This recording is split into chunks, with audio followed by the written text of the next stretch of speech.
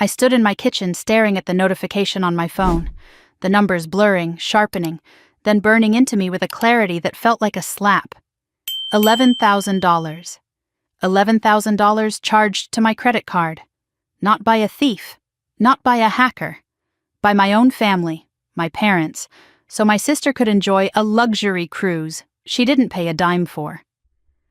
My mother's voice echoed in my head from just 5 minutes earlier, bright and careless, wrapped in laughter that felt like a blade.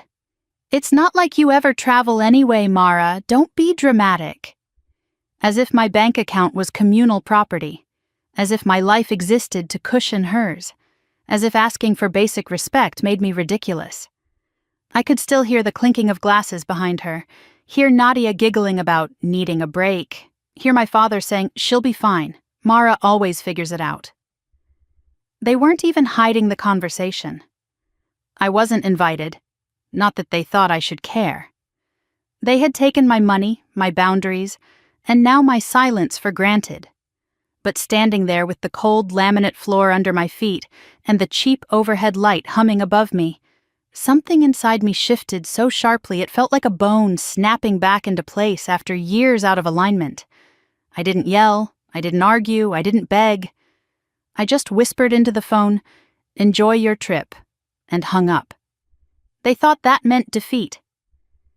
What they didn't know, what they had never imagined, was that it was the beginning of the end. The beginning of me. And the moment I finally stopped being the daughter they could exploit. I placed my phone slowly on the counter, my fingers steady in a way that felt foreign. For years, any conflict with my family made my stomach twist, my pulse pound, my throat tighten. But right now, nothing. No panic, no guilt, no reflex to fix what wasn't mine to fix. Just a cold, calm awareness humming through my body. My apartment felt unusually quiet. Not empty, just peaceful. The refrigerator hummed softly. A distant car rumbled past outside. My own breathing was the loudest thing in the room. $11,000. I said the number aloud, testing the weight of it. It didn't crush me. If anything, it clarified everything. I took a long sip of the coffee I'd forgotten on the counter. It was lukewarm and bitter, but grounding. I pulled a chair out and sat, folding my hands on the table like I was preparing for a conversation with myself. Because I was. My mother's words repeated, each one clearer than the last. "We're your parents. What's yours is ours. Don't make this difficult." As if they hadn't made everything difficult for years. As if they hadn't chipped away pieces of my autonomy until all that remained was obligation wearing the mask of daughterly devotion. I opened the banking app again, not because I needed to see the charge, but because I wanted to see it without flinching. $11,000 for a luxury cruise cabin. Suite level, all-inclusive, excursions added. They hadn't been frugal with my money. Why would they? They didn't think it was mine. My phone buzzed with another message. I didn't rush to read it, not this time. I picked it up slowly and glanced at the preview. "Mom, don't be so sensitive. You know your sister needs this." Needs. Nadia needed a break from her own recklessness. Nadia needed rest from the emotional strain of cheating on her ex-husband and playing the victim afterward. Nadia needed a week of pampering while I worked through weekends to stay afloat. And I needed, apparently, nothing. Another buzz. "Dad, make sure you pay the balance. Don't screw up your credit score." I laughed, a sharp sound that didn't feel like humor. Credit score. They were enjoying a suite with ocean views and unlimited champagne, and their concern was my credit score. I set the phone aside and pressed both palms against the table. My skin tingled, my thoughts sharpened. I wasn't spiraling, I wasn't panicking. Something inside me was waking. The apartment felt too small suddenly, like the walls were pushing outward, making space for this new clarity. I stood and paced toward the window, looking down at the parking lot below. A woman walked her dog. A teenager skateboarded past. A man loaded groceries into his car. Ordinary people living their ordinary lives, lives where their parents didn't drain them dry. I wondered what that felt like. Then I stopped wondering. I didn't need to imagine. I could make it real. My gaze drifted to the folder on top of the bookshelf, the one I never touched because it contained everything that tied me to the house my parents had taken over: the deed, the tax records, maintenance receipts. I walked toward it, slowly, carefully, almost reverently. I pulled the folder down and placed it on the table. The deed sat on top. My name. Only my name. Not theirs. Mine. I traced the lettering with my fingertip, remembering the day I'd closed on that house. 27 years old, exhausted from juggling jobs, but proud. Proud enough to cry in my car afterward. That house had been mine, my sanctuary, my fresh start. Until my parents' temporary stay stretched into 5 years of them living rent-free while I paid everything, including my own rent somewhere else, because bringing my boyfriend around wasn't appropriate under their roof. I flipped through the tax statements, all paid by me: the utilities, the repairs, the roof patching, the plumbing fixes, even the landscaping because my mother insisted the front hedges looked sad.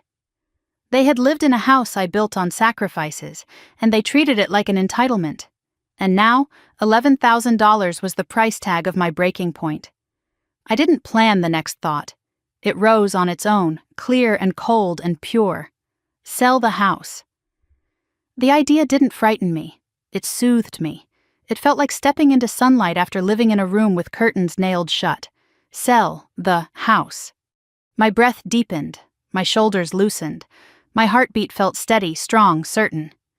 I picked up my phone, not to respond to my parents, but to search real estate agents in my area, market conditions, how fast homes were selling. It took seconds to find the information. Homes in my neighborhood were going under contract within days. Days. My fingers hovered over one listing in particular. A woman with excellent reviews, direct, efficient, unafraid of complicated situations. Her name, Riley, looked bold under her headshot. Before fear could whisper anything, before doubt could claw its way up, I tapped call. She answered on the second ring, her voice crisp and professional. "Hello, this is Riley." "Hi," I said, steady and calm. "My name is Mara Jensen. I'm the sole owner of a property, and I'd like to sell quickly." "Occupied?" she asked. "Yes," I said. "By family." "I see," she said. And somehow she did. "Are they tenants?" "No." "Contributing financially?" "No." "Then legally," Riley said, her tone firm. "You're free to proceed." The words unlocked something. A vault. A cage. "How soon can we start?" I asked. "I can meet you for a walkthrough tomorrow morning." "Tomorrow works," I said immediately. "Great," she replied. "Bring your documents. We'll take it from there." When the call ended, I didn't collapse or cry. I didn't pace or second-guess myself. I closed the folder, placed it beside my keys, and whispered a sentence I had never allowed myself to say out loud. "I'm done." My phone buzzed again. I didn't even look this time. I walked to the balcony and opened the door. Cool air rushed in, brushing against my skin like a blessing. Below me, life went on. Cars moving, people talking, the world spinning in its quiet rhythm. None of them knew what I'd just decided. None of them needed to. This moment wasn't for anyone else. It was mine. Tomorrow, I would walk through the house my parents believed belonged to them. Tomorrow, I would reclaim it piece by piece. Tomorrow, everything would change. Tonight, though, tonight I let myself breathe. The deepest breath I'd taken in years. Because $11,000 didn't break me, it freed me. And for the first time in my life, my story was finally, undeniably, about to belong to me. I woke up the next morning with a strange stillness in my chest, the kind that follows after a storm passes and leaves the world looking unfamiliar. My apartment was quiet, almost too quiet, as if it had been holding its breath all night waiting for me to open my eyes. For one brief second, I wondered if I'd dreamed the entire thing. The phone call, the laughter in my mother's voice, the charge on my credit card, the hollow acceptance I'd forced into my tone when I told her to enjoy the trip. But then I looked at my phone charging on the nightstand, at the email still sitting open on the screen with the subject line, "Your recent purchase, $11,000 542s," and the weight of everything settled back into my bones. I didn't feel angry. The absence of anger surprised me more than anything else. I felt done. Hollowed out, maybe, but steady. Like a boat that had been tossed around in a storm for years and had just now found an anchor. That steadiness scared me a little. It meant something inside me had shifted in a way that couldn't be undone. I lay there for a moment longer before grabbing my phone and opening the work app. My hand hovered over the Request Time Off button. I hadn't used it in over 2 years. I was the reliable one, the one who covered shifts, the one who trained new employees, the one who never called in sick. But the thought of sitting through another day of spreadsheets and billing cycles while pretending nothing was wrong made my stomach twist. I tapped the button. My voice sounded foreign even to me as I left the message. "Hi, this is Mara Jensen. I won't be in today, not feeling well." A lie, and yet the most truthful thing I'd said in months. Because the sickness wasn't physical. It was emotional exhaustion, the kind that eats you from the inside until there's nothing left to pick at. The kind my family pretended didn't exist. I made coffee. The strong kind I usually avoided because it made my heart race. Today, I wanted the strength. I needed something bitter to cut through the fog in my chest. I sat at the small table near the kitchen window, watching a pale winter sun crawl over the horizon, and let the memories come. Not because I wanted to relive them, but because I needed to understand the pattern I kept falling back into. I remembered being 12, hearing my sister Nadia scream because her dress for the school play was too tight, and how my mother had turned to me and snapped, "Why didn't you tell me she outgrew it? You should pay more attention." As if I were her mother, not her older sister. I remembered working through every high school summer while Nadia spent her vacations at dance camps my parents paid for without blinking. I remembered buying my first cheap car with babysitting money, only for Nadia to borrow it so often that people at school started asking if I even knew how to drive. I remembered the day I signed the papers for the house, my house, and my parents walked in like they were arriving at a hotel they already owned. My mother had clapped her hands together, smiling broadly. "This will be perfect for us. So much space. And you'll stay in the small room, of course. We need the larger one for our backs." My back, my money, my house, their comfort. It had always been like this. Every holiday, every birthday, every crisis. I was the problem solver, the wallet, the spare parent, the afterthought. But yesterday had been different. Yesterday, something inside me had cracked open, and the light that came through wasn't warm. It was sharp, cold, clarifying. My mother's laughter over the phone echoed through my mind again. "It's not like you ever travel anyway." As if my life existed solely to bankroll theirs. As if my worth was measured in dollars, not feelings. As if my sacrifices were obligations. I sipped my coffee slowly, letting the heat burn my throat. I needed to see things clearly. I needed to face the truth I had spent years convincing myself wasn't real. My family didn't love me. They loved what I did for them. That realization didn't crush me. It didn't make me cry. It simply settled into place like a puzzle piece that had been missing for years. It explained everything.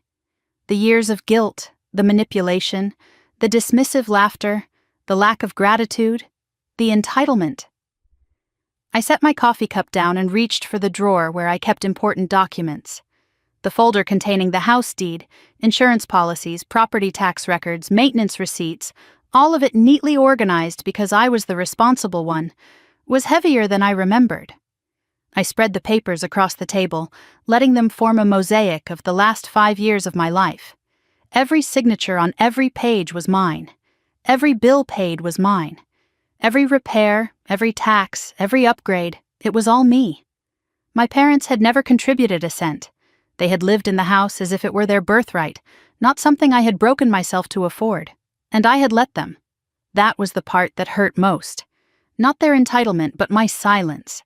For 20 years I mistook endurance for loyalty. I took a shaky breath and folded the deed back into the folder. A thought flickered across my mind, soft at first, then sharper.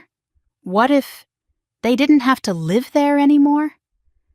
The thought startled me, not because it was outrageous, but because it was the first time I'd allowed myself to imagine a life where I wasn't their safety net. The idea grew roots quickly, winding through my mind with a dangerous clarity. What if I stopped being the person they expected me to be? What if I stopped letting them live in a place they never respected? What if I chose myself? My phone buzzed, shattering the silence. A message from my mother. A photo appeared. Nadia on the deck of the cruise ship, hair blowing in the breeze, sunglasses perched on her head. She was holding a glass of champagne. My mother's caption followed. She already loves it here. Wish you had come, but you wouldn't enjoy it anyway. Make sure to pay off the card before the due date. Love you. Love you. 2 words she used like plaster to cover over the cracks she caused. I set the phone face down on the table. I didn't want to cry, but my eyes stung anyway. Not from sadness, from relief. Relief that the truth was so clear now I couldn't hide from it even if I wanted to. I took another breath, steadying myself. Then I reached for the laptop. I typed Real Estate Agent Tacoma WA into the search bar. A list appeared, names and faces and numbers I had never needed before. One stood out. Riley Harper, specializing in quick sales. I didn't know her, she didn't know me. But something about the firmness of her expression in the photo made me feel like she wouldn't talk me out of anything, or treat me like a fragile thing that needed to stay exactly where I was.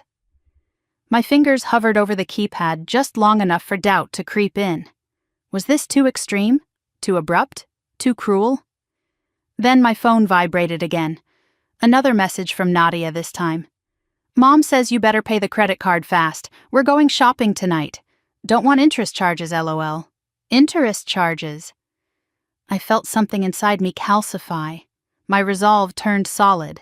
I tapped the number. The phone rang twice. A woman's voice answered crisp and warm. This is Riley. I swallowed the tightness in my throat. Hi, my name is Mara. I have a house I need to sell. Okay, she said without hesitation. Is it owner-occupied or tenant-occupied? Tenant-occupied, I replied. Do they have a lease? No. Are they paying rent? No. There was a pause, but not judgmental, just analytical. So it's your property and they're living there for free. Yes. Riley exhaled slowly. We can work with that. How soon are you hoping to list? I glanced at the cruise photo still on my phone screen. My parents smiling broadly behind Nadia. As soon as possible. Good, Riley replied. Can you meet tomorrow morning? We'll do a walkthrough. Yes, I said. I can. Then I'll see you at 10. When I hung up, the silence felt different. Not oppressive, anticipatory. I sat with the weight of what I had just done. The line had been crossed and the ground behind me was already crumbling. There was no going back to the version of myself who would have apologized for causing discomfort. I wasn't that person anymore. For the first time in my life, I wasn't thinking about what they needed. I wasn't thinking about how they would react. I wasn't thinking about the guilt that had defined my entire relationship with them. I was thinking about me. I cleaned the table, slowly stacking the papers, neatly sliding them back into the folder. My hands weren't shaking. They felt steady, capable. Tomorrow I would walk back into that house. Not as the daughter who gave everything and received nothing, but as the woman who owned it. I didn't know what the next week would bring. Conflict, anger, chaos, probably. But for the first time in years I felt something like hope. A fragile, trembling hope. But hope, nonetheless. And I knew whatever happened next, I was ready for it. The phone started ringing again before I'd even finished setting the folder of house documents back on the table. I didn't want to answer it, not really, but old habits have a way of clawing back into your hands, guiding your fingers before your mind can intervene. I stared at the caller ID, Mom, and for a moment I just stood there, breathing through the dread and something colder than dread. Clarity. I picked up on the fourth ring.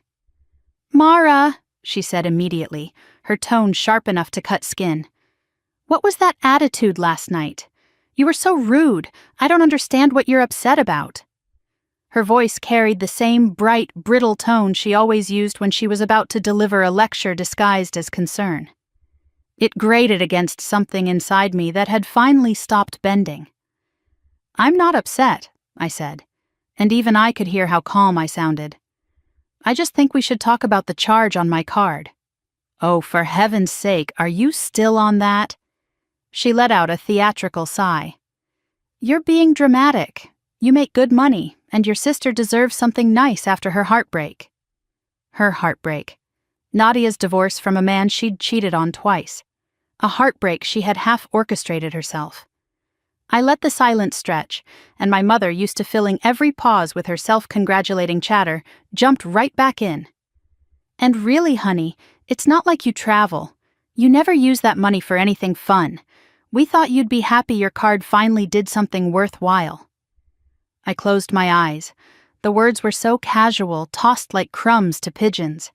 But they were also everything that had defined my place in the family. I was the resource, the backup plan, the provider, not a daughter. "You used my card without permission," I said slowly. "That's not nothing." "Oh, don't take that tone with me," she snapped. "We're your parents, and your father's back is terrible lately. We needed a break, and this cruise was a great deal, but of course you wouldn't understand that because you never—" She cut herself off, but not fast enough. The slip was obvious. "We planned this trip," then quick correction. "I mean, it just came up." I opened my eyes. "You planned it." "No," she said too quickly. "It just happened." "You planned it," I repeated, "and you didn't tell me because you knew I'd say no." "Oh, stop it. Stop making me the villain. This is why you don't get invited to things, Mara. You're always so ungrateful." Ungrateful. The word twisted in my gut, but I didn't let it show. "What else have you used my card for?" I asked quietly. Silence.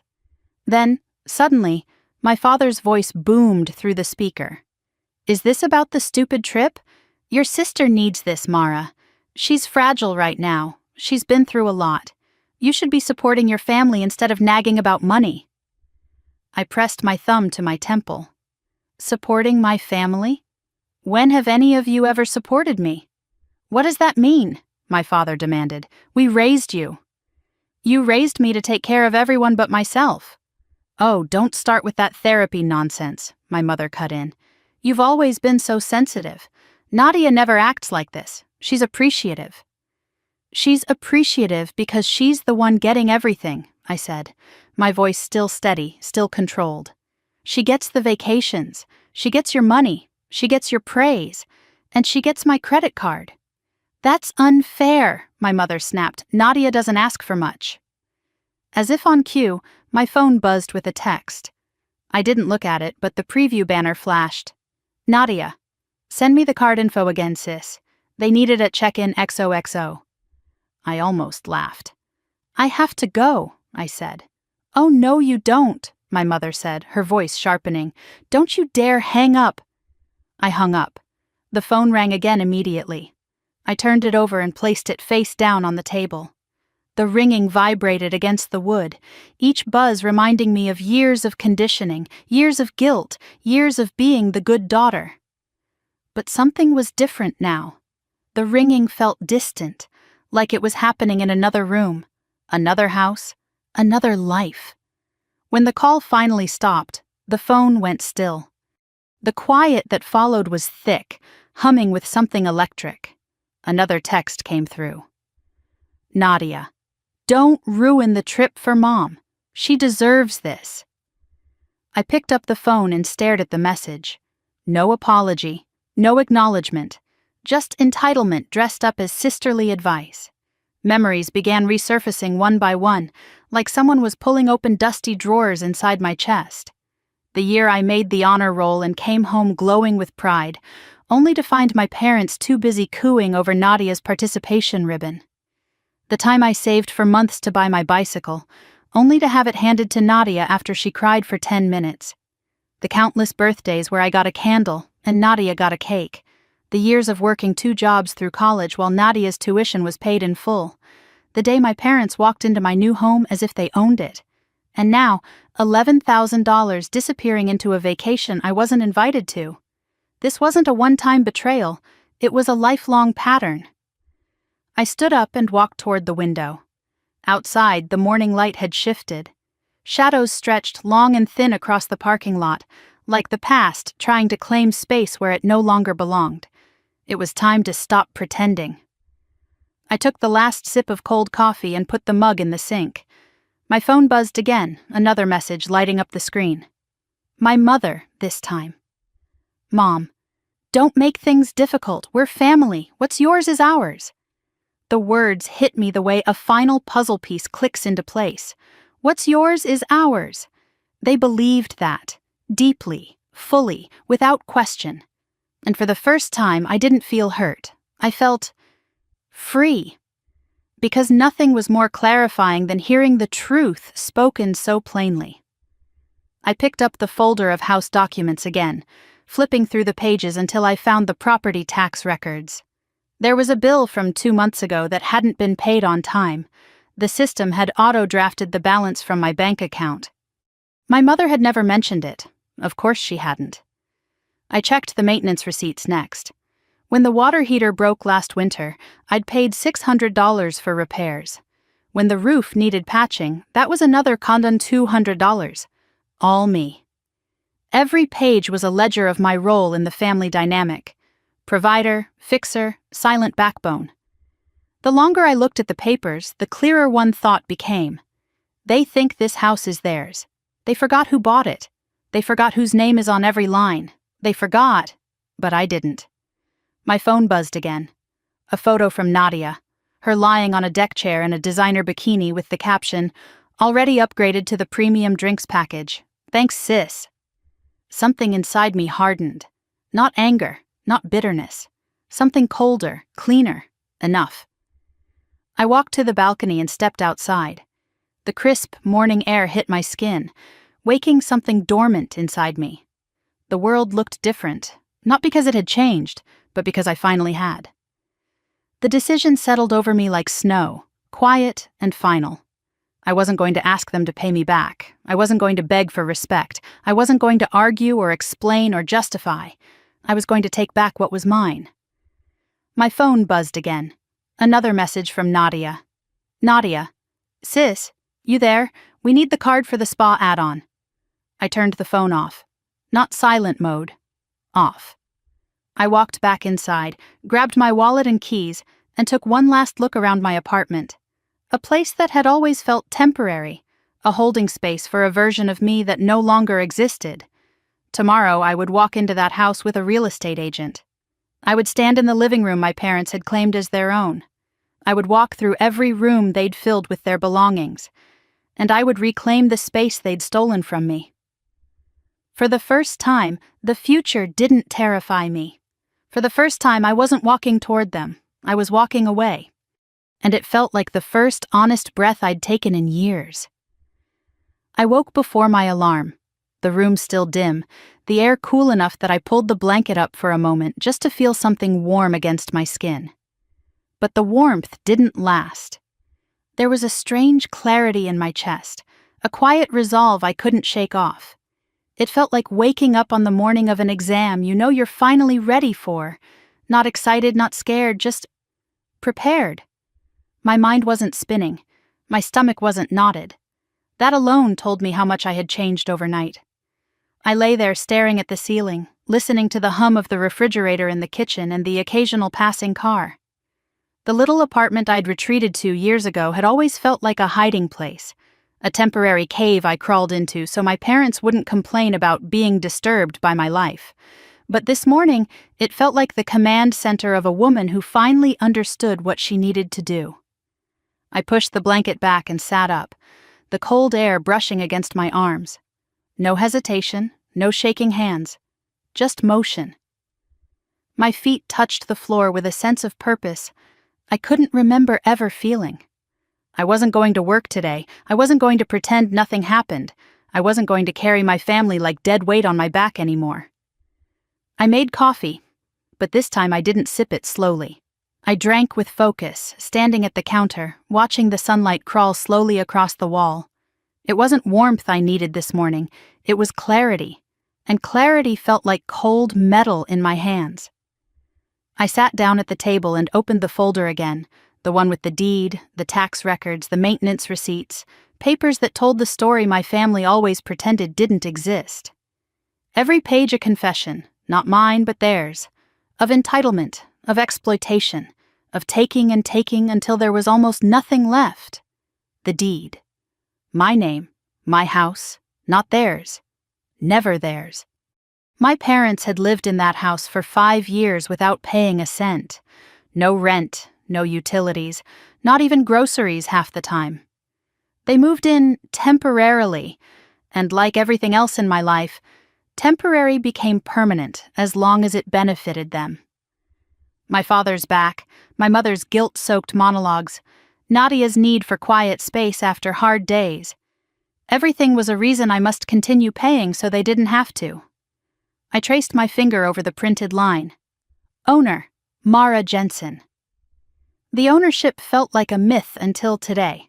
Today, it felt like a weapon. I reached for my laptop and opened the tabs I'd bookmarked last night. Laws on homeowner rights, articles on selling owner-occupied homes, forums where people shared stories of family members who overstayed, who expected everything, who demanded gratitude for taking advantage. I wasn't alone. That mattered more than I expected. I called a local law office first. A woman answered, her voice smooth and precise. I have a question about selling a house, I said. It's mine, but other people are living in it. Are they tenants? No. Do they pay rent? No. Do they have a written agreement to stay there? No. There was a noticeable pause. Then legally you are free to sell. You are the sole owner. What about them? I asked. They would have no legal right to stop a sale. You're not required to notify them prior to listing unless they have a lease. No lease, I repeated. No payments. Nothing. Then the law is on your side. She said it so simply, but the words rang in my ears like a bell. On my side. The law was on my side. Something inside my chest loosened. I thanked her and hung up. Then I pulled my phone closer and scrolled until I found the number from last night. Riley. I didn't hesitate. I dialed. She picked up on the second ring. This is Riley. Hi, it's Mara. I'd like to move forward with the sale. Her tone shifted instantly to business. Steady, no nonsense. Great. I can meet you at the property tomorrow at 10. Bring any documents you have. I will. You okay? She asked. Not nosy, just perceptive. Yes, I said, surprised by how true it felt. I am. When I hung up, I let out a breath I didn't know I'd been holding. A notification pinged on my phone. My mother had sent a message. Mom, we're boarding the ship now. Your father's back is bothering him, but he's pushing through. Wish you were coming with us.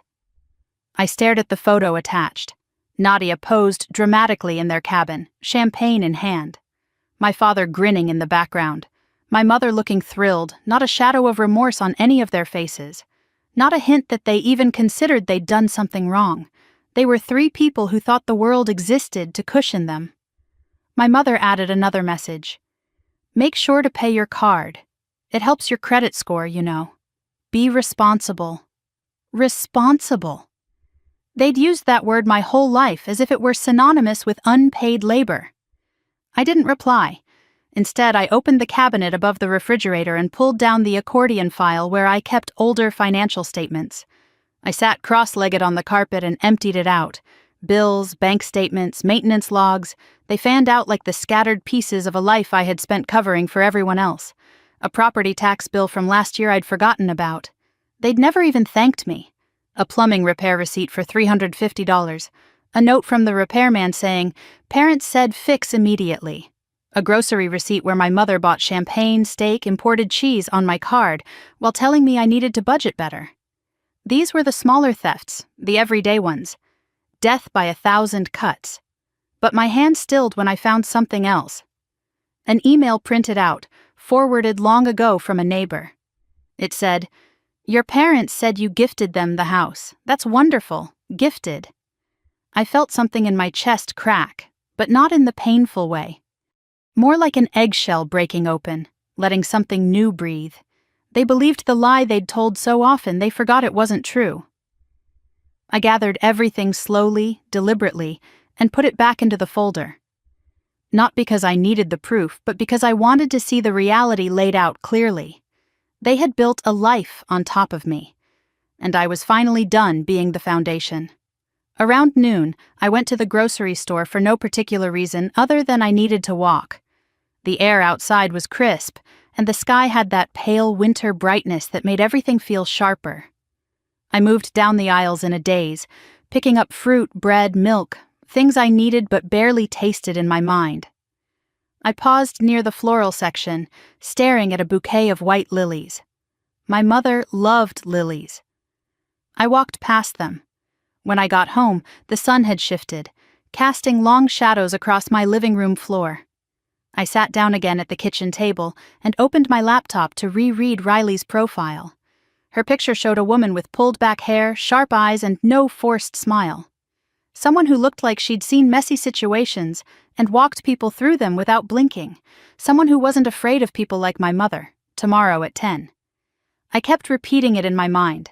Tomorrow I would walk through my own house, my house, with a real estate agent. Tomorrow I would stand in rooms my parents had claimed and finally see them through different eyes. My phone buzzed, a text from Nadia this time. "Sis, please tell me you paid the credit card. We're trying to book a spa thing. Don't be difficult. Don't be difficult." The same line she had used since we were kids. When she wanted a toy, when she wanted my shirt, when she wanted my car, when she wanted me to be small so she could be big. I locked the phone and set it aside. It vibrated again immediately, but I ignored it. I wouldn't be baited anymore. I made dinner, just pasta with butter and herbs. But even that felt symbolic. I ate in silence, savoring the simplicity. No criticism, no commentary, no guilt, just me in the quiet and a future I could almost touch. After washing the dishes, I stepped onto the balcony again. The evening air was cold enough to sting my cheeks, but I didn't retreat. I stayed there, leaning on the railing, looking up at a sky full of fading blues and creeping darkness. My parents were probably somewhere warm and loud and overflowing with food they didn't pay for. They were probably laughing. They were probably taking pictures and drinking sparkling wine and telling strangers about the daughter who took care of everything. But I wasn't that daughter anymore. I stayed on the balcony until the cold began to sink deeper into my skin. Then I went back inside and sat on the couch with a blanket wrapped around me. I watched the shadows grow across the ceiling until the room was nearly dark. Tomorrow was the line in the sand. I wasn't afraid to cross it. For the first time in my life, I didn't feel fear at all. I felt free. Riley arrived exactly on time. A silver sedan pulling into the driveway of the house I had bought at 27. The house my parents had taken over before the paint on the walls had even fully dried. I parked behind her, gripping the steering wheel for one last steadying breath before stepping out. The morning was cold, the kind of cold that made your breath look like it was trying to escape your body. Appropriate, I supposed. Something inside me had been trying to escape for years. Riley stood beside her car, tablet in hand, dressed in a dark coat and boots practical enough for navigating any terrain. She gave me a nod. "You ready?" Her tone wasn't condescending. It wasn't overly soft. It was matter-of-fact in a way that steadied me. I nodded back. "Yes." We walked toward the house together. From the outside it looked perfect. White siding, clean windows, trimmed shrubs my parents always boasted about maintaining, though I had been the one to pay the landscaping bill every spring. The wreath on the door was new, something floral pastel, completely unlike anything I would ever choose. A small irritation flared in me. They had changed the wreath again without asking. Something so small but so entirely symbolic of everything else. "This is it?" Riley asked, surveying the porch. It is, I said, and my voice didn't shake. She tested the railing, glanced at the porch boards, then reached for the doorknob. You said they're out of town. Yes. Good. Let's take our time.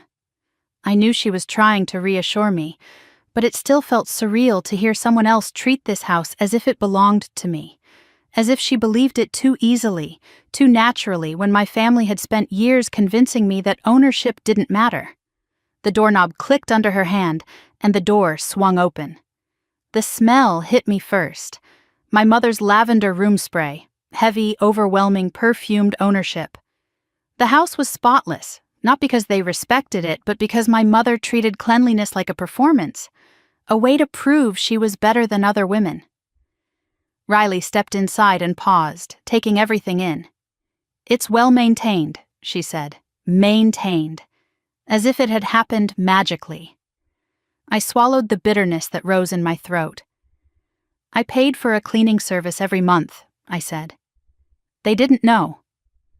Riley's eyes flicked to me, not pity, understanding. We moved deeper into the house. The living room looked like a catalog image of someone else's life. Framed photos of Nadia in her prom dress, Nadia graduating, Nadia at her wedding, Nadia's face everywhere. I scanned the room automatically, looking for any photo of me. There was one tucked behind a plant on a side table, half hidden from a family barbecue 10 years ago. In the picture, I wasn't even looking at the camera. My mother had probably placed it there only because she thought having no pictures of me at all would seem strange. You okay? Riley asked quietly. I let my fingers brush the edge of the hidden frame. I'm fine. But we both knew that wasn't quite true. We moved toward what had once been my bedroom. The door was cracked open. I pushed it gently. It wasn't a bedroom anymore. It was Nadia's dressing room. My sister's shoes lined up on the shelves my father had installed. Dresses hanging in neat rows. Makeup spread across the vanity. A mirror lined in bulbs, like she was a star getting ready for a show she didn't even need to audition for. Everything I had once owned was gone. Not boxed, not stored. Gone. I felt my jaw clench. This used to be my room. Riley didn't say anything. She didn't have to. The silence itself was respect. We walked through the hallway toward the larger bedroom. What should have been mine? The door was closed. Riley opened it for me. My parents' room.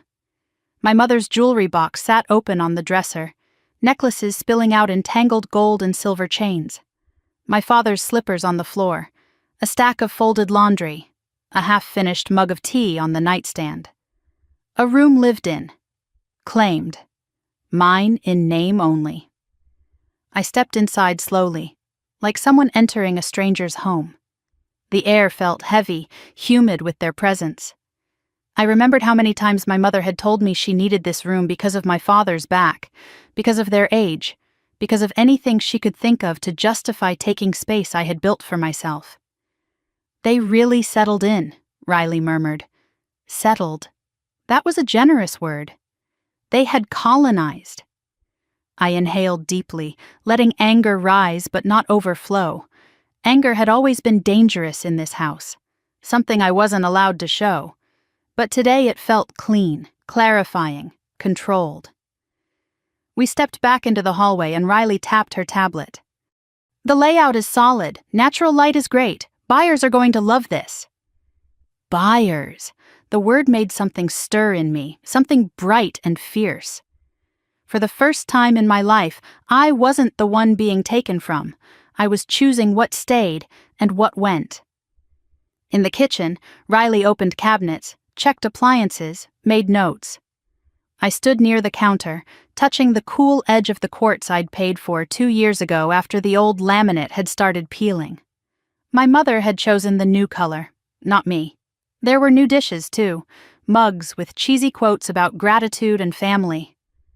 I stared at one that read, "Family is everything."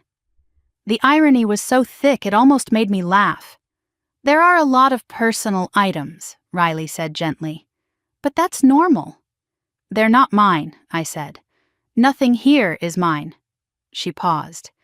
Do you want to take anything with you before listing? No, I said. And I meant it. This house hasn't been mine for years. We stepped out into the backyard. The pergola my parents had added stood over the patio, freshly stained and decorated with string lights. It was beautiful, but not the kind of beautiful that came from love or effort. The kind built from someone else's wallet. I walked toward the mailbox out of habit, opening the metal door even though I didn't live here anymore. Inside was a bill from the hardware store, a pergola purchase, $499, charged to me. I handed the envelope to Riley without a word. She skimmed it and nodded slowly.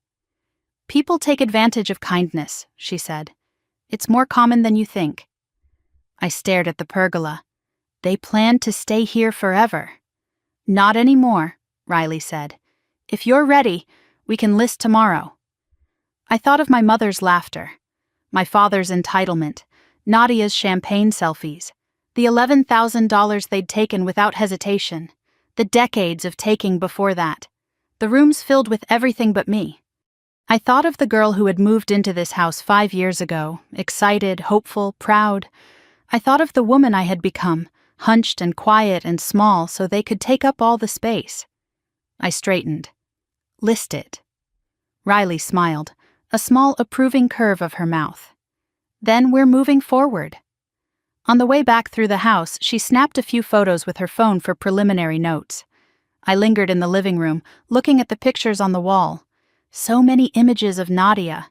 My parents, vacations I hadn't been invited to, holidays I'd paid for but never truly belonged to. It was like looking at a museum exhibit dedicated to a family I had never been a part of. I lifted the one photo of me, the hidden one, off the table. I slipped it into my bag. Not because I wanted the memory, but because it was the only proof I'd ever existed in this house. As we reached the front door, Riley said, "I'll send you the paperwork tonight, but just so you know, this is a seller's market. Your home will move fast." Good, I thought. Let it move faster than they ever expected. We stepped outside. The cold air hit my face again. This time it felt like permission.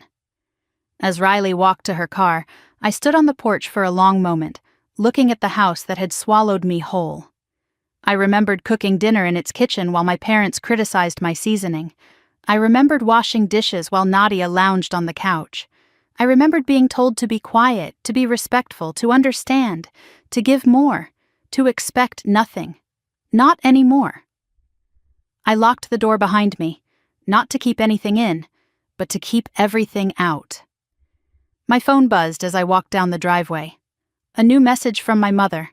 "Having the best time on the ship. Don't forget to pay the card. Nadia wants the spa package tonight." I stared at the words for a long, long moment. Then I put my phone in my pocket, opened my car door, and drove away from the house that had never loved me back. And for the first time, I didn't look back.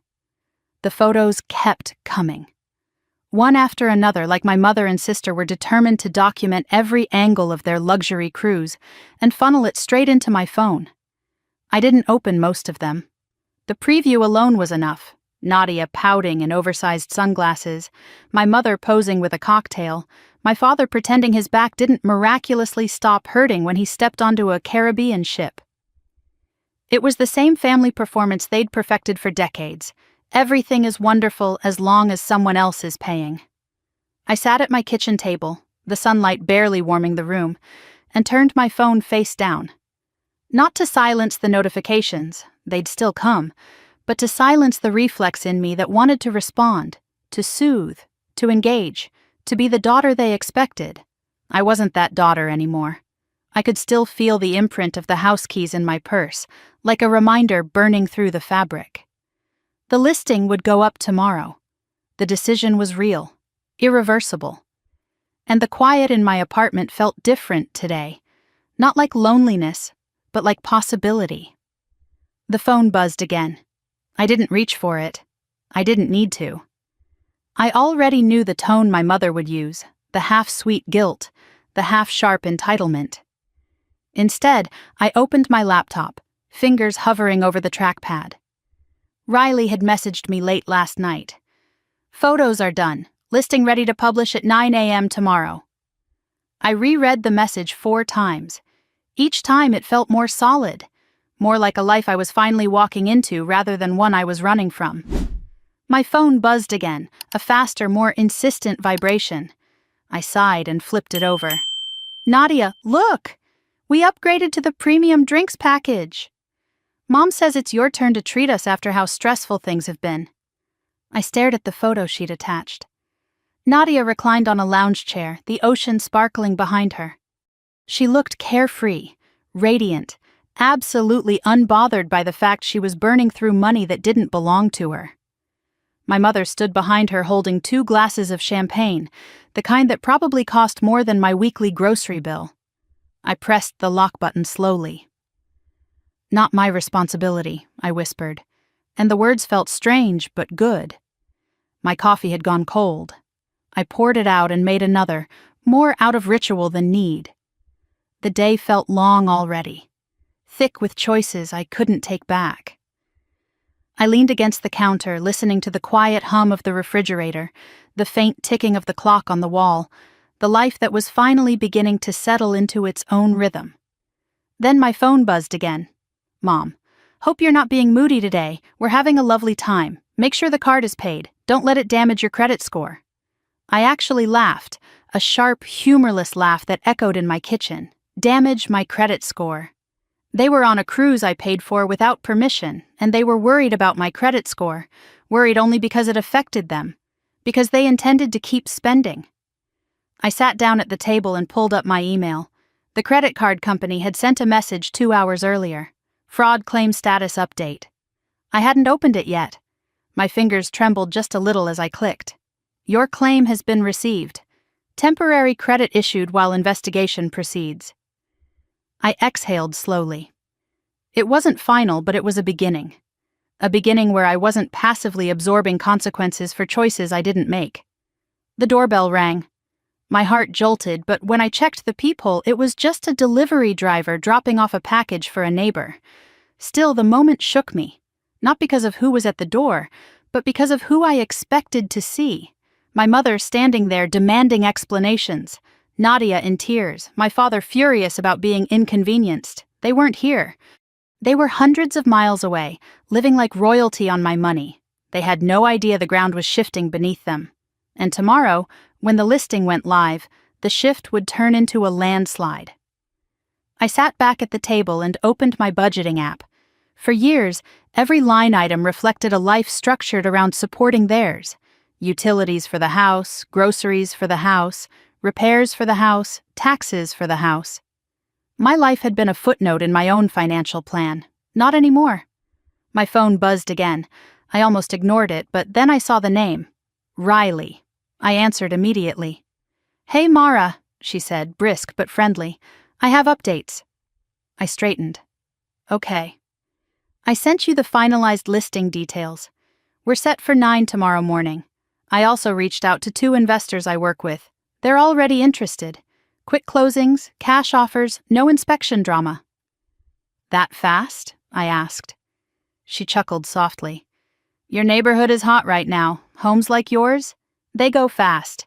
Honestly, once the listing is up, you might have offers by the afternoon. I gripped the phone tighter. Offers by the afternoon. My parents lounging under tropical sun while their home, my home, passed legally out of their reach. The thought didn't feel vindictive. It felt just. Also, Riley continued, just to confirm, your parents don't know anything about the sale? No, I said, and I don't plan to tell them. Good, she said, not judgmental, simply factual. Less friction that way. When the call ended, I sat in silence again, the kind of silence that wrapped around me like a blanket instead of a chokehold. Another buzz. Mom, we're trying the seafood tasting tonight. You'd hate it. Too many flavors you can't pronounce. LOL. Another followed immediately. Mom, also, Nadia wants to book a massage. Let us know when you pay the card. Let us know. As if it were an errand I was supposed to complete for them. A chore on a list, a duty. My fingers tightened around the phone until my knuckles whitened. I didn't reply. The hours drifted by in a strange, suspended haze. I cleaned a little, folded laundry, reorganized a drawer I rarely opened. The tasks weren't necessary, but they helped settle the restlessness thrumming under my skin. Every so often my phone buzzed again. More cruise photos, more demands, more entitlement wrapped in emojis. Around 4 in the afternoon, I finally turned my phone completely off. Not silent, not do not disturb, off. The quiet that followed wasn't empty, it was alive. The air felt clearer. My thoughts felt louder in a way that made sense. I took a walk around the block, breathing in cool air that smelled faintly of pine and cold pavement. Kids rode their bikes past me. A dog tugged its owner toward a patch of melting snow. People lived their lives without needing anything from me, without pulling on me, without draining me. When I got home, the apartment felt warmer somehow. Held, safe. Tomorrow, the listing would go live. Tomorrow, the world would begin to shift. I made dinner, a simple stir-fry, and ate it slowly, savoring each bite. No criticism, no commentary, no expectations. Just food and quiet, and the awareness that this piece was mine, and mine alone. As the sky darkened, I stepped out onto the balcony. The air nipped at my cheeks. Lights flickered in neighboring buildings. Somewhere in the distance, a train horn sounded.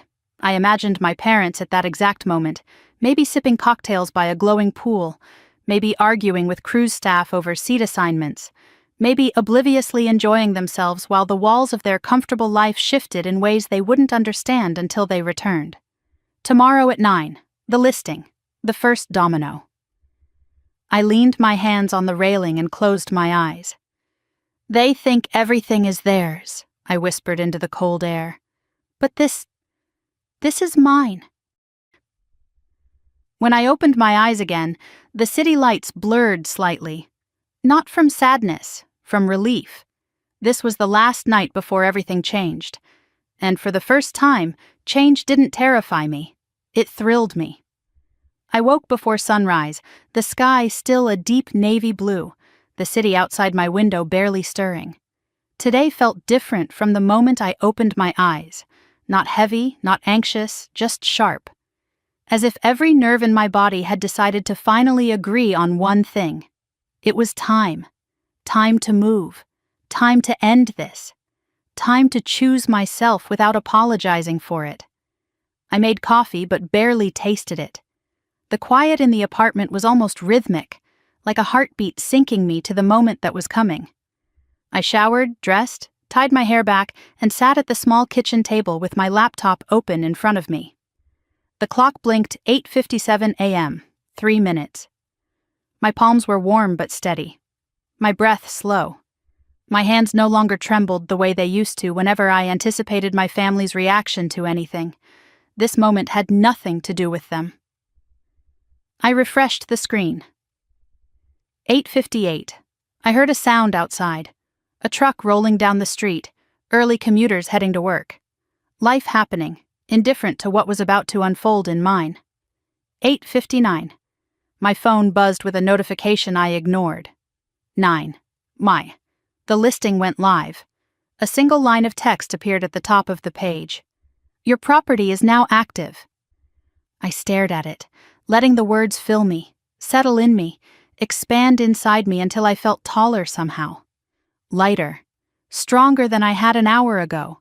Stronger than I had ever been in that house my parents had claimed for themselves. By 9:04, Riley called. You're officially on the market, she said, her voice bright with satisfaction. Congrats, Mara. I exhaled.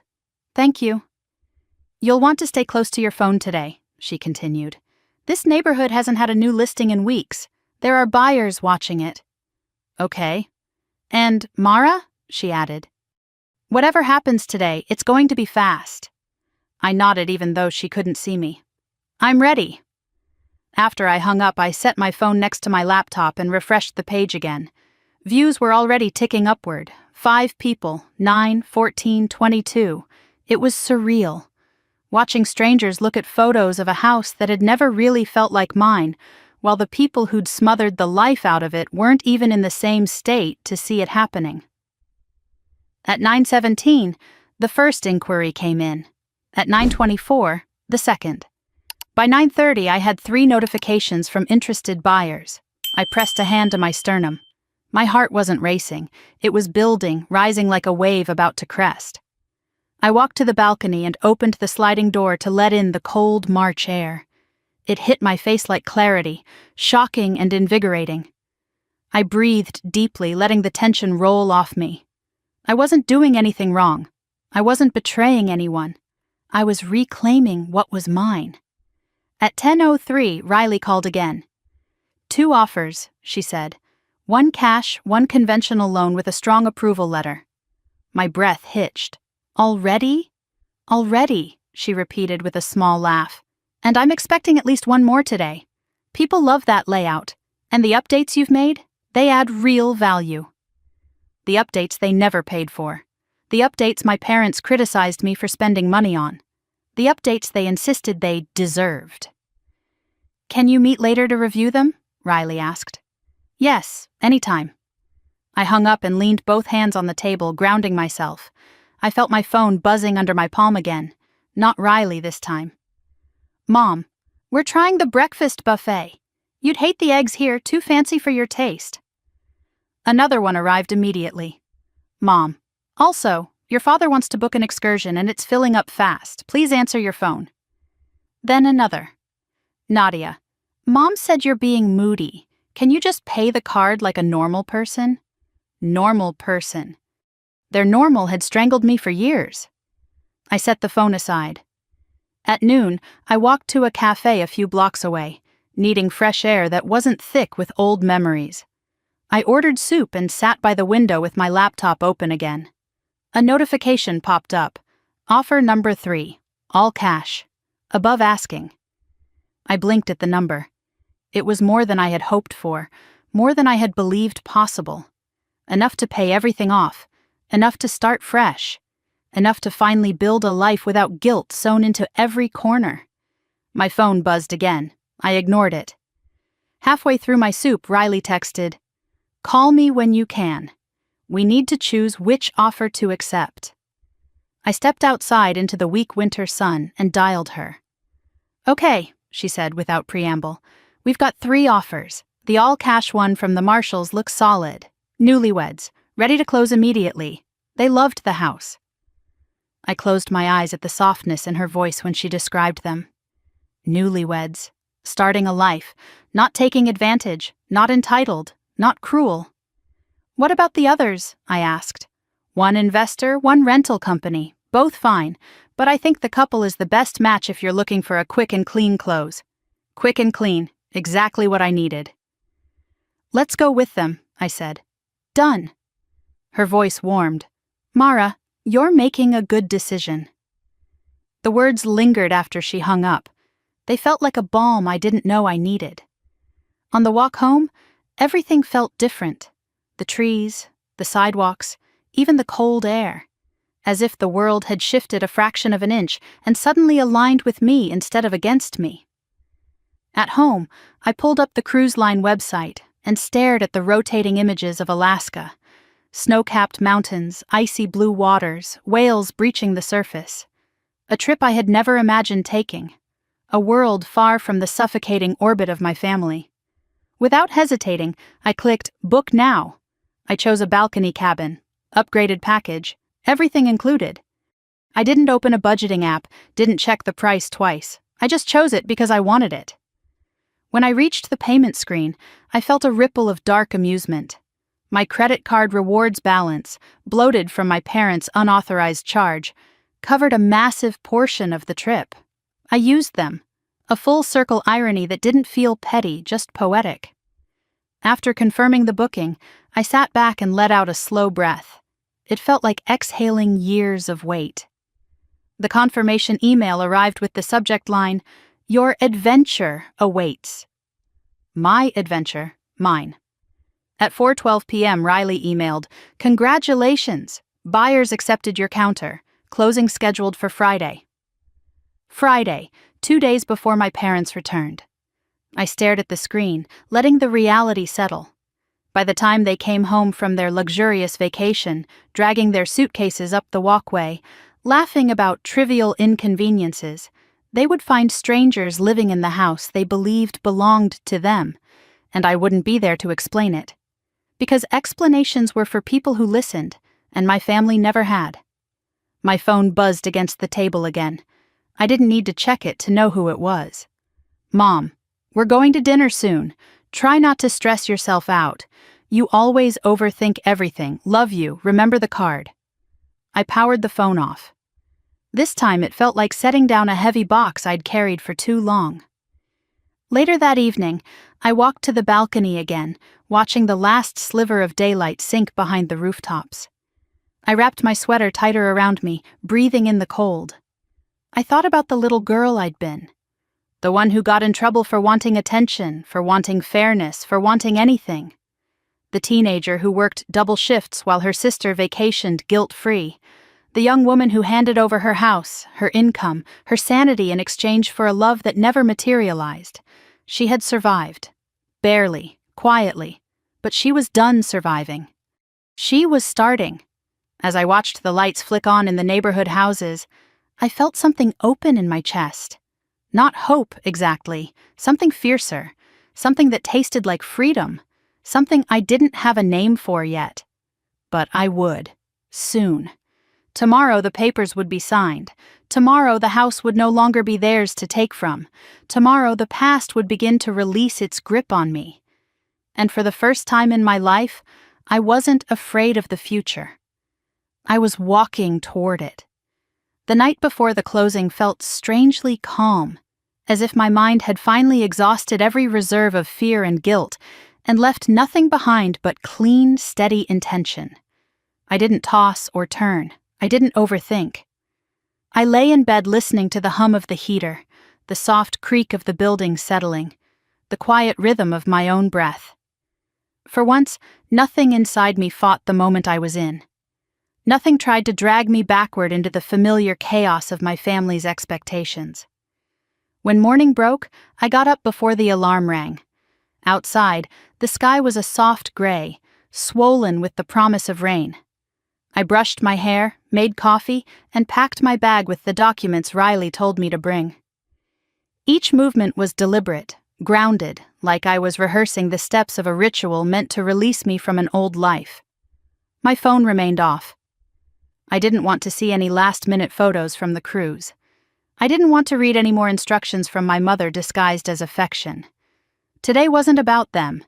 It was about severing a tie that had drained me for 3 decades. At 9:30, I left my apartment and drove toward the title office. The closer I got, the more surreal it felt. Not frightening, just surreal. Like walking into a version of myself I'd never been allowed to meet until now. Riley was already there when I arrived. She stood outside the glass doors, clipboard in hand, coat buttoned to the neck.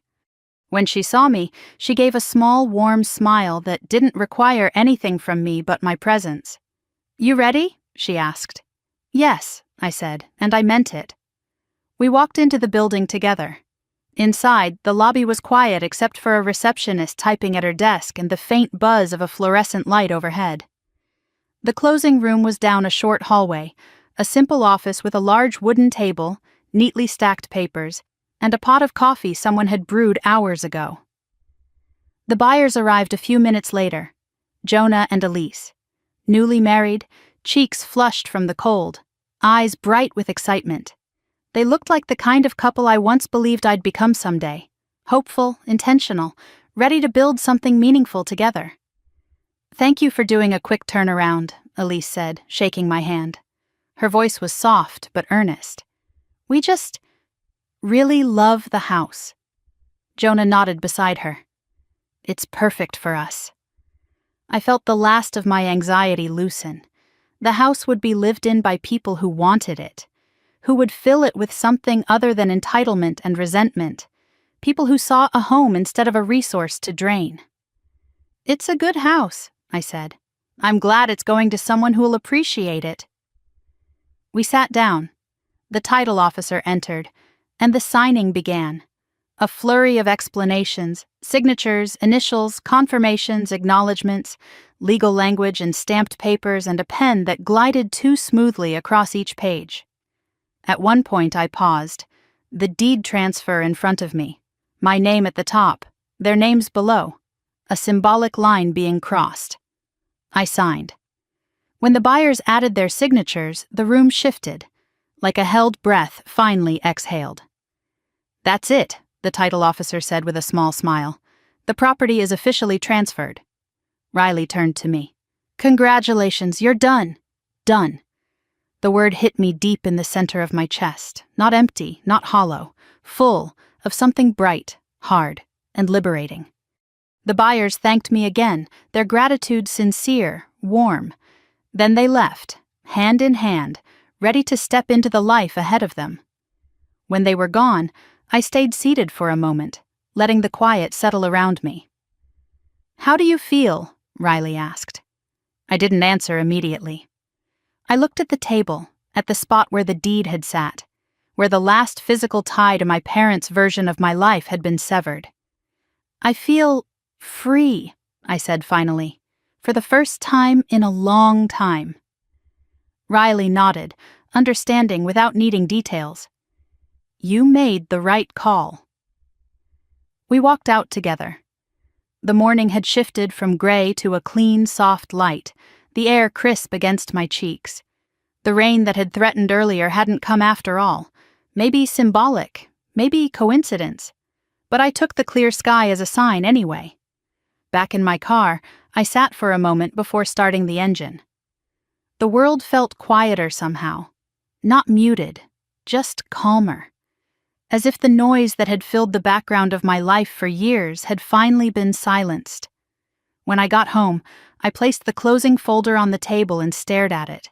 So small, so unassuming. Yet it represented the heaviest weight I'd ever carried, and the moment I finally set it down. I turned my phone on. The screen lit up instantly with a tidal wave of notifications. 39 missed calls, 17 voicemails, 26 texts, a few from numbers I didn't recognize, likely the hotel or airport trying to reach me on my parents' behalf. But most were from them. Mom, Dad, Nadia. The surge of messages didn't make my stomach twist the way it once would have. They didn't make my heart speed up. They didn't fill me with dread. I opened none of them. Instead, I went straight to settings and blocked all 3 of their numbers. The silence that followed wasn't cruel. It wasn't rage. It was peace. I closed my eyes and let the calm settle over me, grounding me from the inside out. I spent the rest of the morning cleaning my apartment, not in the frantic, compulsive way I had once cleaned to earn my mother's approval, but slowly, thoughtfully, making space, preparing, choosing what mattered. I tossed old takeout menus, donated clothes I no longer wore, organized my bookshelves. Every item I kept was intentional. Every item I let go of lightened the room a little more. Around 2 in the afternoon, I opened my email. The cruise confirmation glowed on the screen. Departure in 3 days. Balcony cabin, glacier excursions. The kind of trip I'd once only dreamed about, but never allowed myself to take. I clicked through the itinerary, imagining myself on a ship that didn't drain me, imagining silence unbroken by demands, imagining standing on a deck with icy wind on my face and no one beside me telling me who I needed to be. For the first time, the thought of traveling alone didn't scare me. It thrilled me. I closed the laptop and pulled out a suitcase. A small one. Enough for a week-long escape into a world that had never been mine before. As I folded sweaters and tucked in gloves, I caught my reflection in the mirror. Not the version of me my parents saw, not the version that bent, apologized, absorbed, sacrificed. This woman looked steady, certain, quietly powerful. A knock sounded at my door. I froze. 3 gentle knocks. Then silence. My chest tightened for just a moment, a reflex, not fear. I stepped toward the peephole and peered through. A delivery driver, a small package at his feet. I exhaled and opened the door. "Package for Mara," he said with a polite smile. "Thank you." After I'd closed the door again, I looked at the box. I hadn't ordered anything. There was no return address. But inside, wrapped in simple tissue paper, was a leather-bound journal. No note, just the journal. Blank pages waiting for a story I hadn't written yet. I didn't know who sent it. Maybe a mistake, maybe meant for the previous tenant. But I kept it. It felt right to keep it. I set it on the nightstand next to my suitcase. A symbol. A beginning. When evening fell, I stepped outside again. The cold air brushed against my skin, grounding me. The city lights flickered on, one by one, illuminating streets I hadn't explored yet. That was the thing about freedom. It didn't always come with fireworks. Sometimes it arrived quietly, softly, in small moments layered on top of each other until, suddenly, you realized you could breathe. Tonight, I could breathe. Tomorrow, I would keep breathing. In 3 days, I would stand at the edge of the world, Alaska's icy ridges rising before me, alone, unburdened, whole. The house was gone, the debt was gone, the chains were gone. And for the first time in my life, I felt like I had stepped fully into the person I was always meant to be. Their ship docked at 7:42 on a bright Sunday morning. I knew that not because they told me, my phone was still blocked, still silent, but because I had tracked the cruise schedule the way someone might track a storm moving toward land. Predictable, inevitable, and absolutely incapable of doing real damage, as long as you stayed out of its path. I was in the middle of packing the last items into my suitcase, thermal leggings, gloves, a scarf thick enough for Alaskan wind, when the first call came through my hotel's front desk line. Not my cell, my hotel line. It rang once, then twice. A hesitant, almost apologetic sound, as if even the phone understood it was carrying something I no longer owed my attention. I didn't answer. But a minute later, my room phone rang again. This time, the front desk clerk's voice followed. "Ms. Jensen, I just wanted to let you know, there are a few people in the lobby asking for you. They're, insisting." My pulse didn't spike. It didn't even flutter. I simply let out a long, steady breath. "Can you describe them?" I asked. A middle-aged man and woman, both looking, well, very upset. And a younger woman, too. They said it was urgent. Of course they did. Everything was always urgent when they needed me. "Please tell them I'm unavailable," I said calmly. "I won't be meeting with them." The clerk hesitated. "Are you sure?" "I am." "All right, Ms. Jensen." When I hung up, I didn't move for a moment. I just stood there with my hand resting lightly on the phone, waiting for a reaction that didn't come. No panic, no guilt, just clarity, like a clean wind blowing through a room that had been sealed shut for years. A moment later, the hotel line rang again. I didn't touch it. The ringing went on, insistent but powerless, like someone pounding on a locked door from the outside while I stood behind reinforced glass. I zipped up my suitcase. The ringing stopped. 3 seconds later, my cell phone, though still blocked, buzzed with a notification from my voicemail app. They had left a message. I didn't listen to it. Not yet. Instead, I turned my phone completely off and placed it inside my purse. Not hidden, not avoided, just irrelevant. When I stepped into the elevator, the doors closing felt symbolic, almost theatrical. A soft, final movement separating past from present. The lobby was quiet except for a faint hum of forced whispers. My parents and Nadia stood near the vending machine, huddled together like they were bracing against a storm only they could feel. My mother's makeup was smeared. My father looked red-faced. Nadia looked furious in that wild, indignant way she had perfected at age 5 and never stopped practicing. Their heads snapped toward me the second I appeared. My mother rushed forward first, eyes wide. "Mara, how could you?" But she didn't get to finish. The elevator doors closed between us, sealing me inside a quiet metal box. I didn't feel triumph. I didn't feel cruelty. I felt ease, like I had slipped out of a too-tight coat I'd been forced to wear for 3 decades. Outside, the air was cold and bright. The sky clear, a day that felt made for departure. My rental car waited at the curb, I loaded my suitcase into the trunk, slid into the driver's seat, and exhaled a long, slow breath as the engine hummed awake. The second I pulled away from the hotel, my shoulders dropped. They had returned early. That wasn't part of my plan, but it didn't matter. The house was gone, the sale complete, the keys handed over. Nothing they did could undo it. For the first time in my life, I was ahead of them. The drive to the airport was strangely peaceful. No frantic calls, no guilt-laden texts, no draining conversations about responsibility or loyalty, or all the ways I had allegedly failed as a daughter. Just quiet roads and the promise of cold northern water waiting for me. By the time I parked and wheeled my suitcase through the terminal doors, I felt lighter than I had felt in years. The flight boarded early. I chose a window seat. I pulled a book from my bag, a novel I'd bought months ago but never read because someone else always needed something more urgent than my own stillness. I didn't get past the first page. Instead, I watched the runway as the plane gathered speed, lifting into the air, pulling me away from the ruins of a life I had refused to rebuild again. When we landed in Seattle 3 hours later, I could already smell salt in the air. The harbor was alive with movement. Cranes shifting containers, ferries slicing through the gray water, gulls circling overhead. And there, towering above everything, the cruise ship I would board tomorrow. Not theirs. Mine. A ship I had chosen. A trip I had paid for. An escape I didn't need permission to enjoy. I checked into a small waterfront hotel and dropped my suitcase on the bed. My phone, still off, remained untouched in my purse.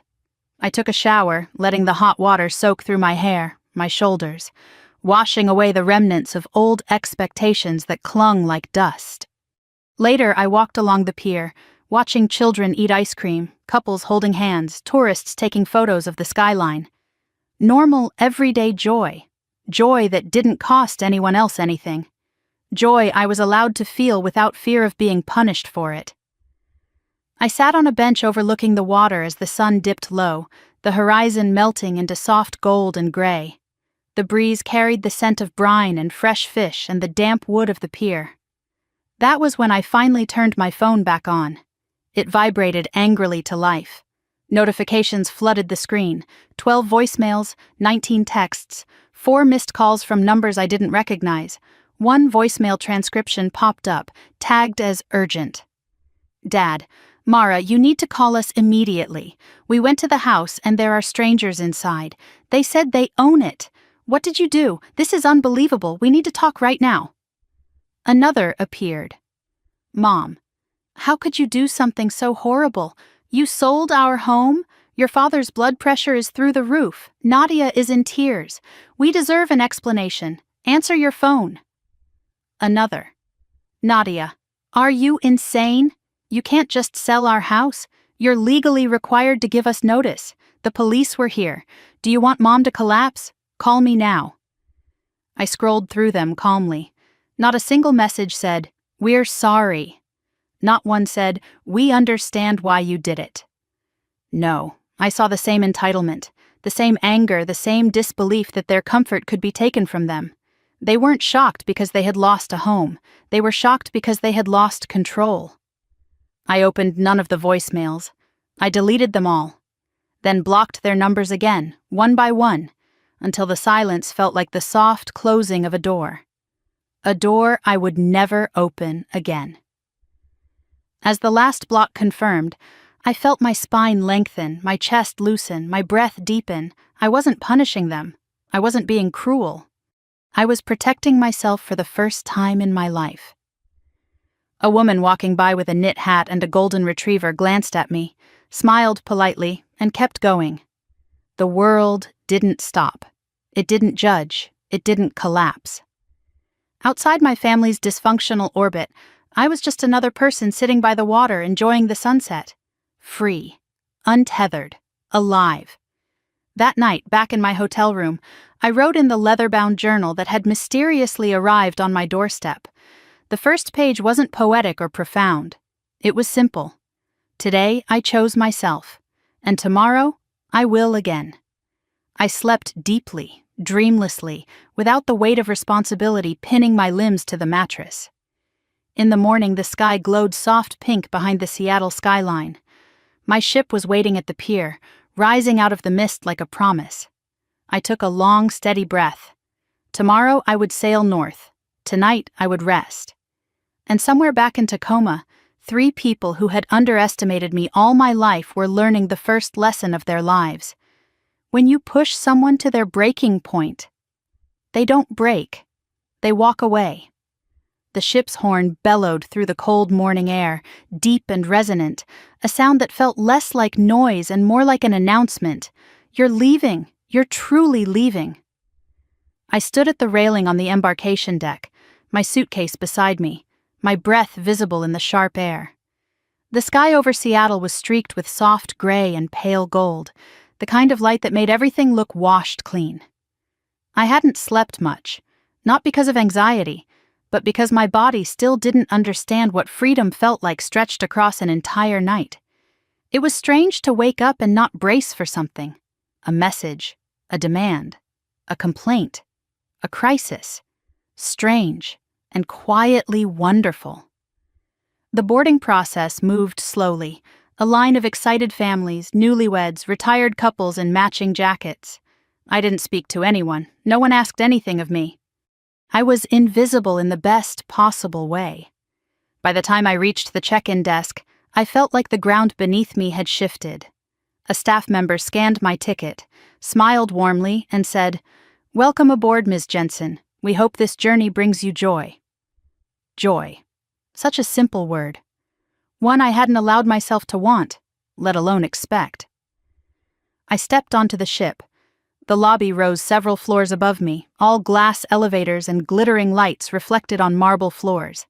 People bustled around, chattering, snapping photos, clutching champagne flutes. I found my way to my cabin, small but beautiful, with a balcony overlooking the endless gray-blue stretch of ocean. The bed was covered in crisp white linens.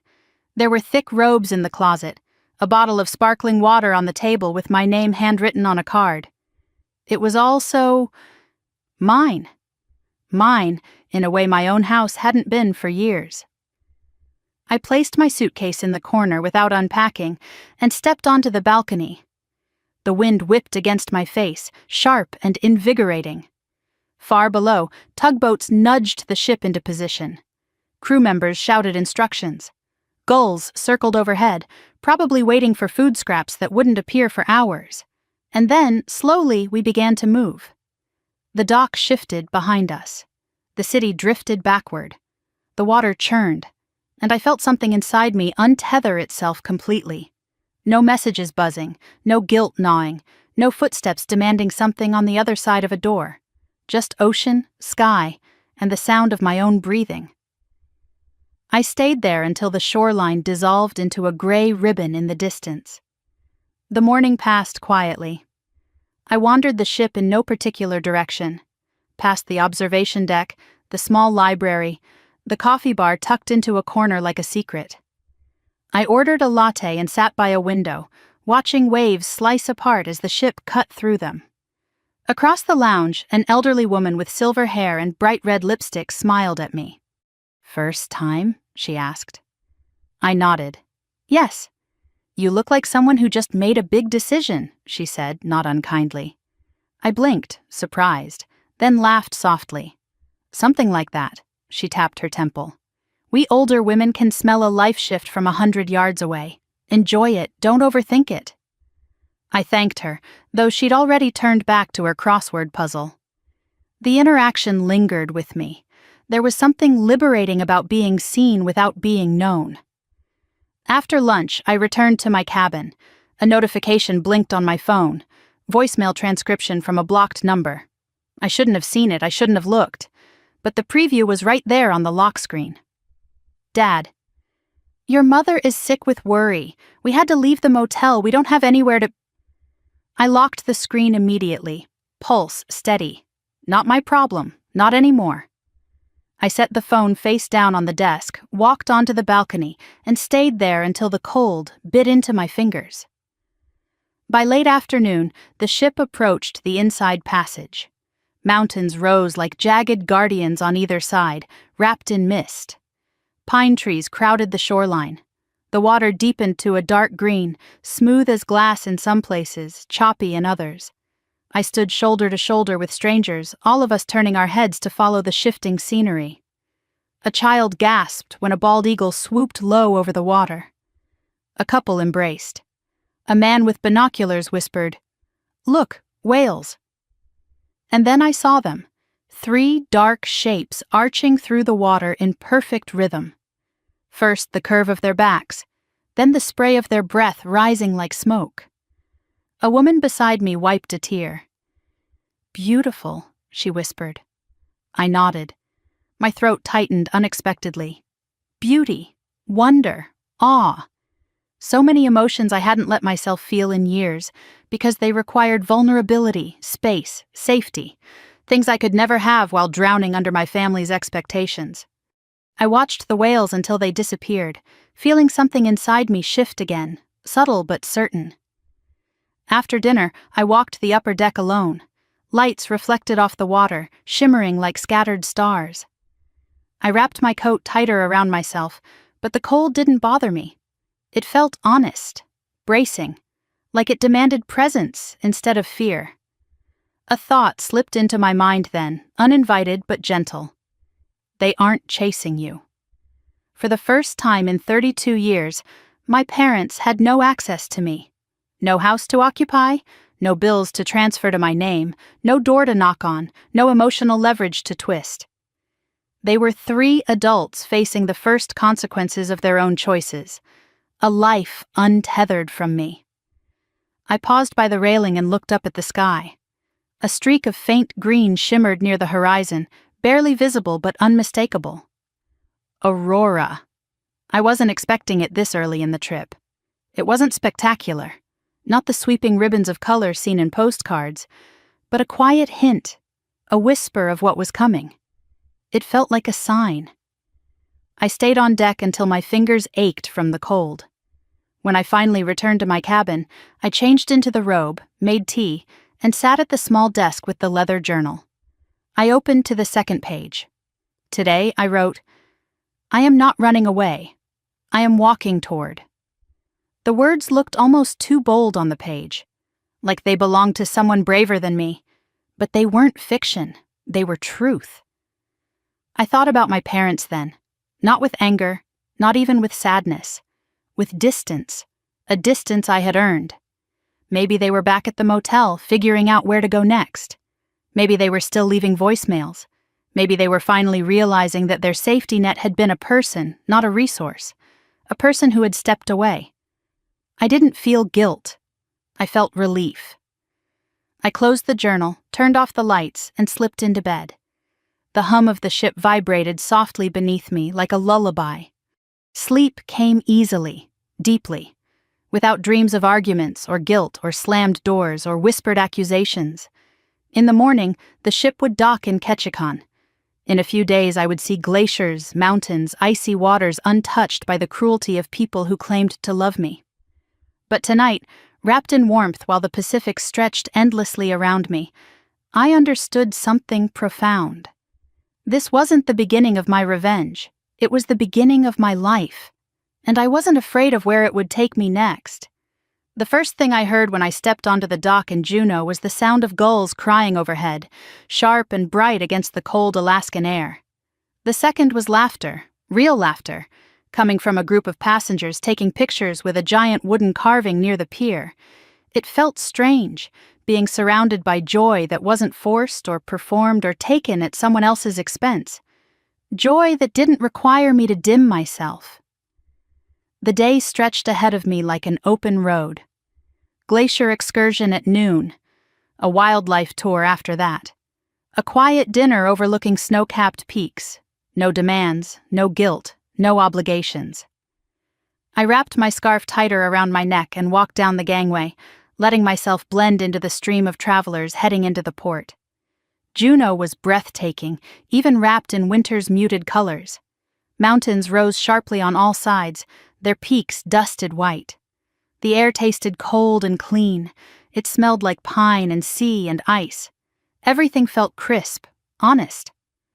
I boarded the glacier shuttle with a handful of other passengers, an older couple from Texas, a family with 2 teenage boys, a solo traveler about my age who spent the entire ride staring out the window with wide, reverent eyes.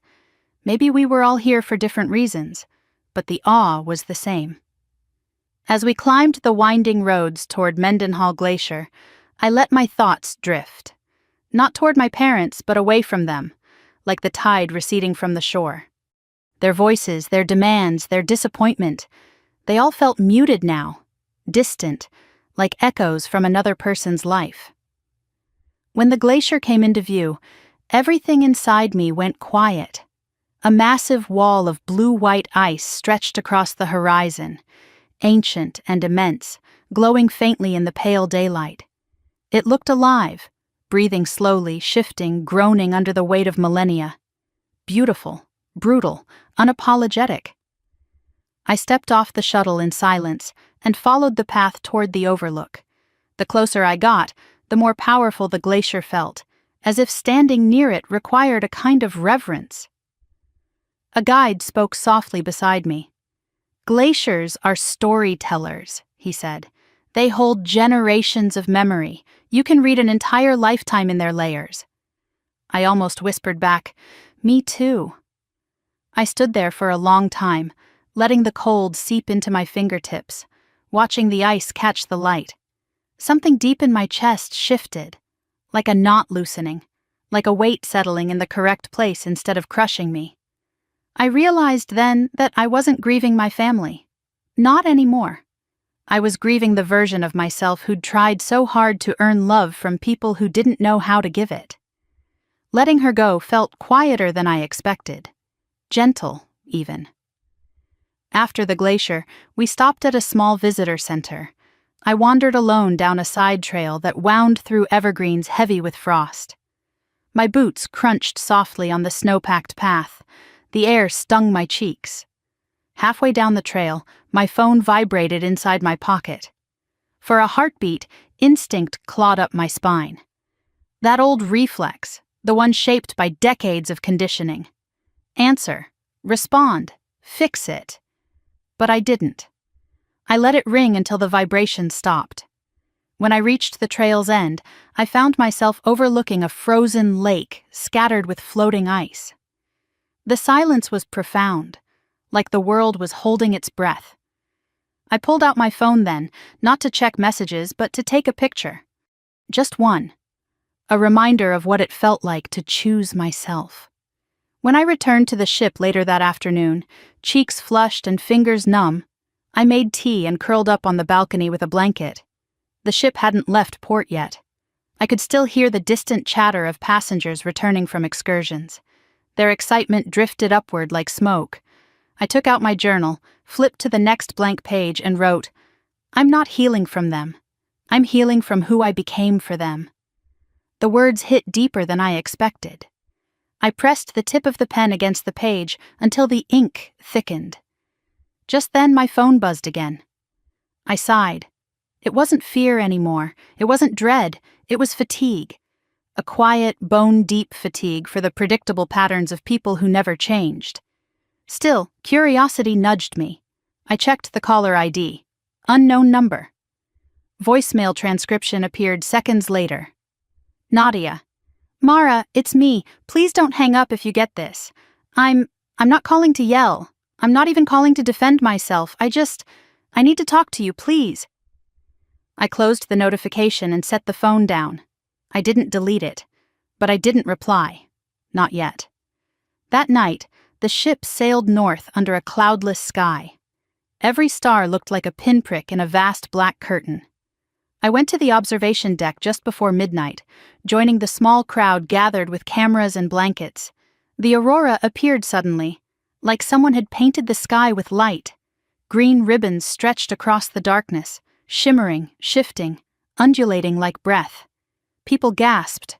One woman cried softly. A child whispered, "It looks like magic." It was magic.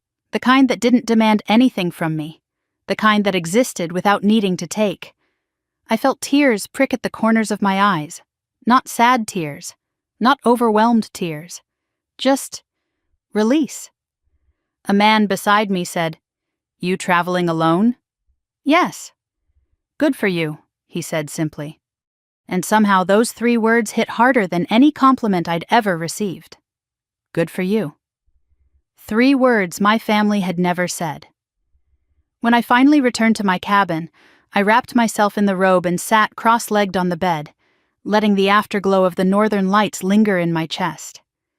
I reached for my phone, not to respond, not to open old wounds, but because for the first time I felt strong enough to listen without being pulled under. One voicemail, from Nadia. Her voice crackled with something raw, something unfamiliar. "Everything's a mess," she said. "Mom's blaming me. Dad's blaming you. They're staying with me because they don't have anywhere else to go. And it's hell, Mara. I didn't know. How could I know? I thought you were exaggerating. I thought you were just being dramatic when you set boundaries. But now they're treating me exactly like they treated you." Her breath hitched. "I'm sorry, I really am. I'm not asking you to fix anything. I just understand now. For the first time, I understand." The message ended. I lay back on the pillows, staring at the ceiling.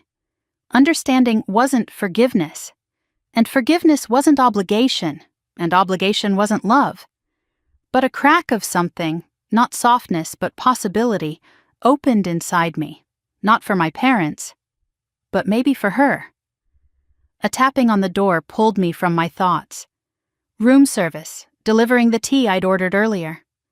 I thanked the staff member, set the cup on the nightstand, and crawled under the blankets. The ship rocked gently, like a cradle on an endless sea. Tomorrow we would reach Sitka. Tomorrow I would walk through a forest older than anything I'd ever known. Tomorrow the world would still be wide and open and full of paths that led away from the people who once defined me. But tonight, as the northern lights danced behind my eyelids, I understood something vital. Healing wasn't a destination. It was this: a quiet room, a cold sea, a sky full of impossible color, and the realization that I no longer needed anyone to choose me, because I had finally chosen myself.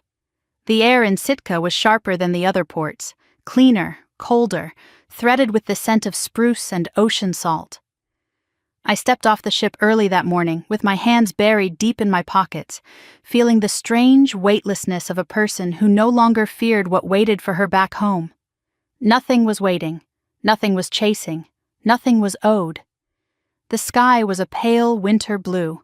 The mountains rose jagged and ancient around the harbor, and somewhere deep inside me, a quiet voice whispered, "This is what life feels like when it's yours." I joined the group heading toward the Tongass National Forest. The trail was soft with fallen needles, the earth damp beneath my boots. Towering trees surrounded us, their trunks wide enough to dwarf even the tallest man in our group. These giants had stood for hundreds of years, long before my family existed, long after their voices had stopped echoing in my head. About 20 minutes into the hike, our guide stopped near a massive fallen tree, its roots twisted like a sculpture. "Storm brought this one down," she said. "It looks tragic, but actually fallen trees nourish the forest. They make room for sunlight, new growth." I stared at the tree for a long time. The meaning was too perfect to ignore. Sometimes, something has to fall for something else to grow. As the group continued, I lingered a few steps behind. My phone buzzed inside my jacket pocket. I hesitated, then pulled it out. Not fearfully, just aware. One new voicemail. Not from my parents, from Nadia. I didn't press play. Not yet. Instead, I slid the phone back into my pocket and kept walking, breathing in the cold air until it felt like it had carved open a new space inside me. Later, at the overlook above the sound, I sat on a wooden bench and finally listened. "Mara," Nadia's voice cracked on my name. "They're impossible. They're blaming me for everything. They say you put us here, but they're taking it out on me. They think yelling will magically get the house back. They don't understand how the world works, or maybe they just don't care." She sniffed, a wet, exhausted sound. "I'm tired. I'm so tired. I wish I had listened to you sooner. I'm not asking you to fix anything. I needed you to know that I see it now. All of it. Everything you carried alone." Her voice cracked again. "I'm sorry, Mara." The message ended. I stared out at the water below, watching a patch of sunlight ripple across the waves.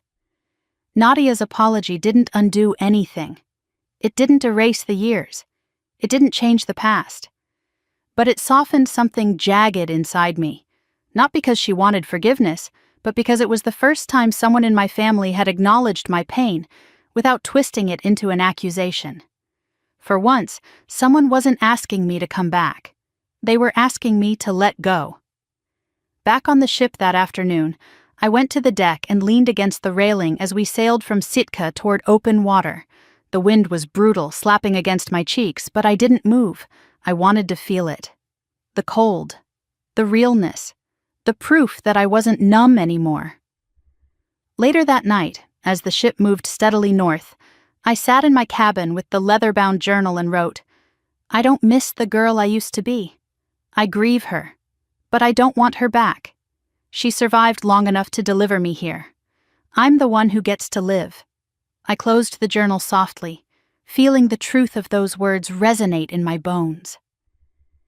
The rest of the cruise passed like a dream stitched together by cold winds, bright skies, quiet breakfasts, and long hours where no one needed anything from me. I hiked through snow-dusted trails, watched seals sunbathe on slabs of ice, and stood in awe as glaciers cracked and thundered into the sea. Every moment felt like a small reclamation. Every breath felt like a beginning. On the final night, as the ship turned south toward home, I stood alone at the stern, watching the water churn in our wake. The sunset was a riot of orange and pink, the colors smeared across the horizon like a promise. Tomorrow I would return to the mainland. Tomorrow I would step into a life with no house to maintain for ungrateful people, no debts I didn't make, no boundaries to explain, no expectations I was required to sacrifice myself for. Tomorrow I would be free in a way I had never been. My phone buzzed once in my pocket, not a call, a text from an unknown number. At first I ignored it. Then curiosity nudged me. I unlocked my phone. "Nadia, I'm leaving too. I don't know where yet, but I can't stay with them anymore. Thank you for showing me it's possible. Be safe, be happy. Maybe someday we'll talk again. No pressure." I read the message twice. Then I put my phone away and closed my eyes as the wind lifted my hair. Maybe someday we would talk again, maybe not. Either way, it wasn't a burden. It wasn't a demand. It wasn't a chain. It was just possibility. When the ship docked the next morning, the horizon washed in pale gold. I felt no sadness, only calm. A steady hum inside me that said, "Keep going." I disembarked with the other passengers, suitcase rolling behind me, the air sweet with the smell of salt and diesel and fresh beginnings. From the terminal, I ordered a rideshare to the airport, not to fly home, not yet. I didn't have a home right now, not in the traditional sense.